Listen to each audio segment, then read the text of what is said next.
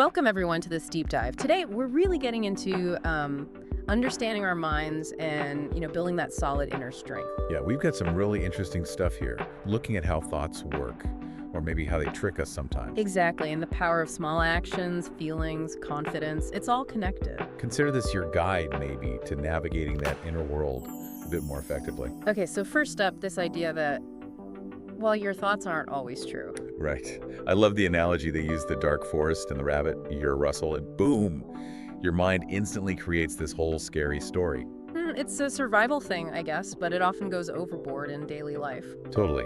And the key takeaway here is realizing that's what your brain does. It tells stories, your job, to check the facts. Yeah, because those negative ones, like you're not good enough, or this will never change, or you're all alone, they feel true, but are they? Often no, they're just thoughts, habits of thinking sometimes.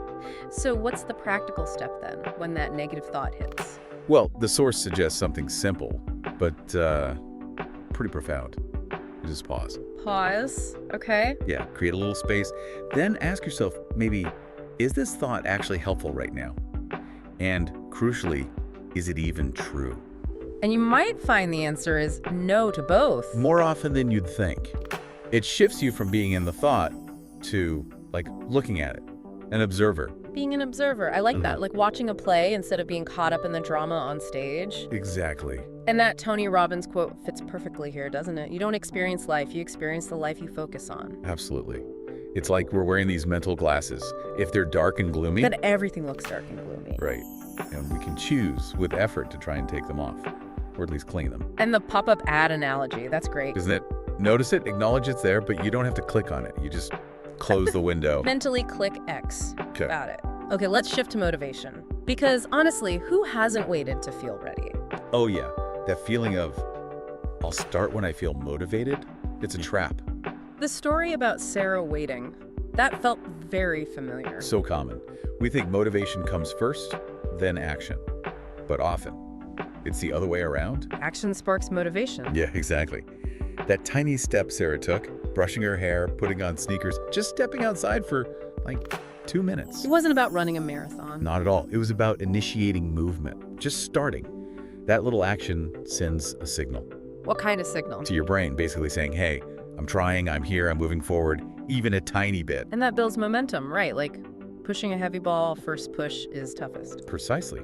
It creates this positive feedback loop. Yeah. You do something small, your brain registers it as progress. And that can fight that stuck feeling. And actually generate a little bit of the motivation you were waiting for. Which brings us to that Brian Tracy quote. Action breeds confidence and courage. Inaction breeds doubt and fear. It really sums it up. Break the inaction cycle. So takeaway, don't wait. Just start. One small thing. One tiny, manageable thing. That's the key. Okay, moving on to feelings. This can be tricky territory. We often avoid the tough ones, right? Sadness, anger, fear. Oh, definitely. Distraction is easy. Grab the phone, turn on the TV. Anything to not feel it. But the source calls emotions letters from your heart. I like that framing. It is good, isn't it? Because if you ignore those letters, They don't just go away. nope, they can get louder.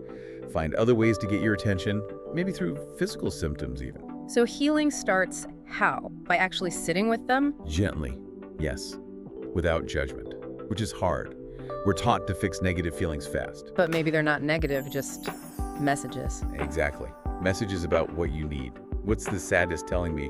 What boundary did this anger highlight? It's about getting curious instead of just shutting them down.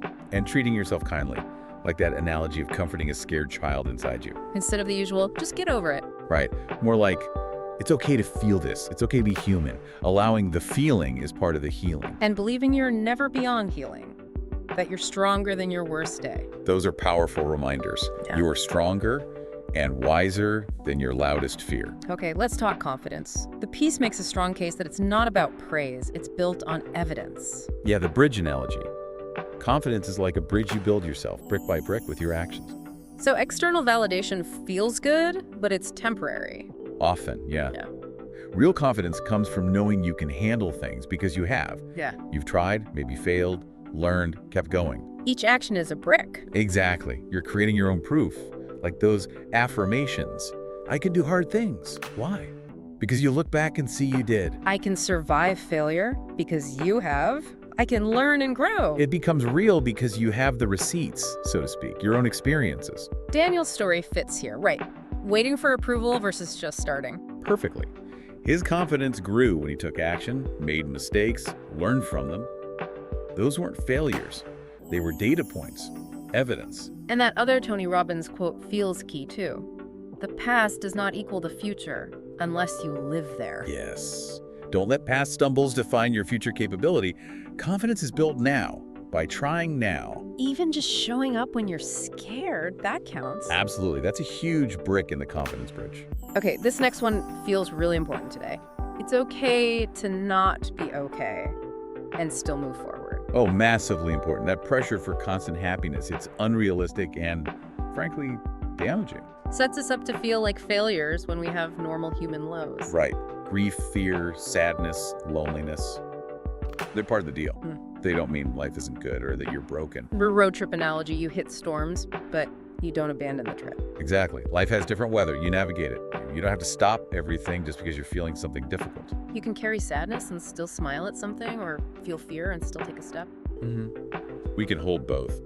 Maria's story, grieving but still engaging with life, shows that resilience. It's about being real. And that line, you are allowed to be both hurting and healing at the same time. That gives so much permission.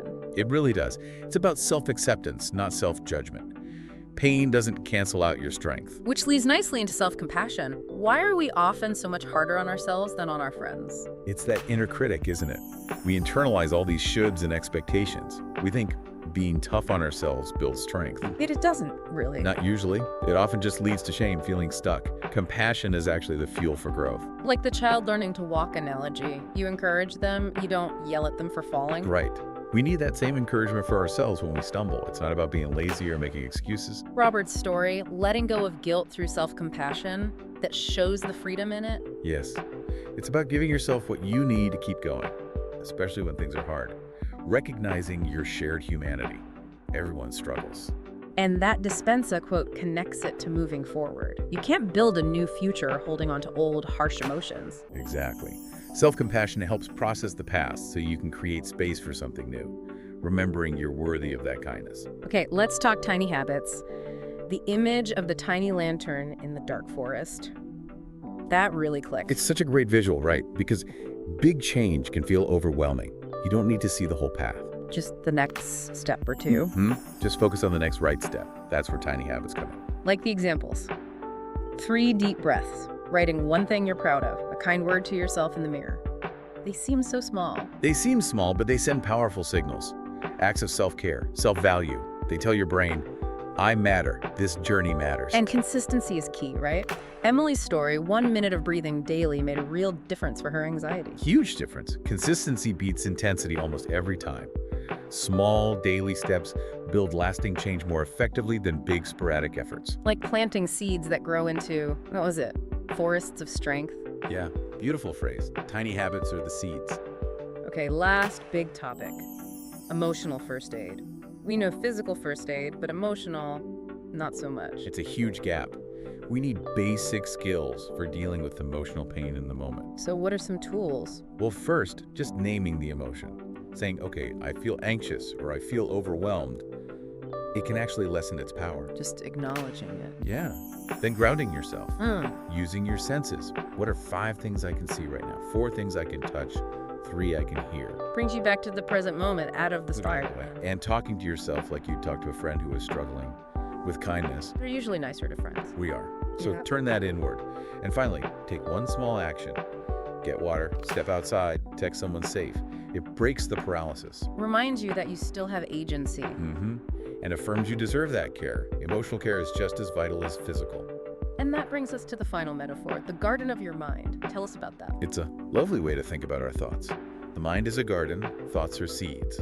Okay. So if you keep watering the negative thoughts, I'm not good enough, it's hopeless, you grow weeds. Sadness, fear, doubt. Oh, sense. But if you consciously choose to water positive, helpful thoughts, I'm learning, I can handle this, I'm worthy, you cultivate flowers, hope, strength, resilience. It's not that bad thoughts won't appear. Oh, they will. Weeds pop up. The key is, which seeds do you choose to nurture? Where do you put your focus and energy? It's a daily choice about tending that inner garden. Exactly. And it's okay if it's not perfect. It's about the consistent effort, choosing again and again what you want to grow. Wow. Okay, so wrapping up this deep dive, quite a journey. Thoughts aren't facts. Motivation follows action. Feel your feelings to heal. Right. Confidence is built by doing. It's okay to not be okay. Self-compassion is crucial, not a luxury. Tiny habits create huge change. We need emotional first aid. And our mind, it's a garden we tend. That garden metaphor really pulls it all together, I think. The power of choice in what we nurture within ourselves. Absolutely. Well, And maybe some final words from the source to leave you with. Healing is remembering who you were before fear. You're not broken. You're not lost. Your story is still being written with courage, with wisdom. powerful stuff. Thank you so much for joining us on this exploration today. As you go forward, maybe just reflect for a moment. Which seeds will you water in your garden today? What's one tiny step you could take?